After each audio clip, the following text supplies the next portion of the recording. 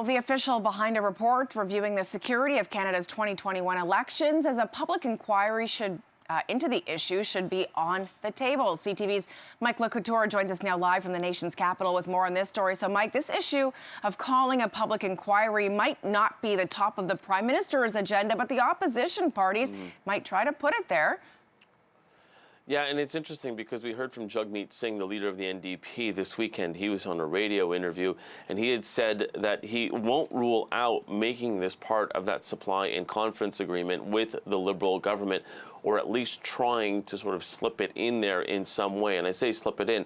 In other words, in the course of the conversation with the Prime Minister that they do have on a monthly basis, talk about trying to put some pressure on the Prime Minister to get him to call this national public inquiry. Now, we did see at the Procedure and House Affairs Committee last week that they voted in favor of this motion to send that to the Prime Minister, asking him from a national public inquiry into the election interference issue. The Prime Minister has rebuffed that request up until this point. He continues to do that, but Singh has said that it should be something that continues to be on the table here.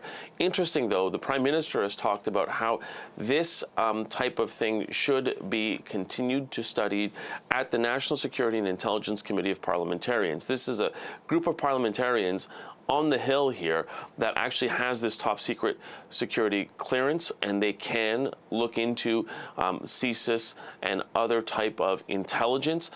A lot of people have said that, look, if you do, such as, I should say, the head of CSIS has said, if you do have a public inquiry, well, there's a lot of classified information we can't share with the public. So it wouldn't really sort of do anything more. We wouldn't be able to dig deeper. Have a listen to a former member of that committee and former Senator Vern White, who talked specifically about the limitations that would be put on a public inquiry, especially when it comes to what the director of CSIS can and can't say. Have a listen. If it's a true public inquiry, he still won't be able to talk about those things. And if it's a public inquiry that still has some in-camera sessions where intelligence is shared, that won't be shared publicly, what is the difference? So my argument is that instead you have a group right now who do this work every day. And that's why he's saying they should continue to do that work every day, Beatrice. He believes that they are the ones that can really get to the heart of the matter if they want to. So, Mike, what are we hearing from a former public servant who authored the report released this week on, the attempts to interfere in the 2021 federal election? What are they saying? Yeah, so Morris Rosenberg is that former public servant. He's essentially said that, look, you shouldn't take a public inquiry completely off the table. There could be different ways of setting it up, having these so-called in-camera sessions where you could look into some of this information. He was the person who had that protocol report that said that, look, even though that there was attempts by China to interfere with the 2021 election, that it was conducted in a free and fair manner. And he again says all options should continue to be on the table to make sure that we are looking in depth at this issue. Have a listen to Morris Rosenberg yesterday on CTV's Question Period with Vassy Kapelos. That's not a completely insurmountable problem. There have been other precedents in the past of bringing in sort of respected retired judges who have security clearances who could at least look at the documents even if they didn't fully explain what they were.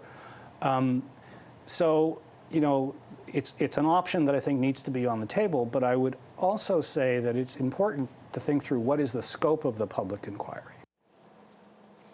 What is the scope, and then also the timeline, Beatrice, because here's one of the issues is that if you have this type of public inquiry, it could take years to actually get through everything and then submit a final report. And we know that the next election could be in 2025 or sooner because it's minority government.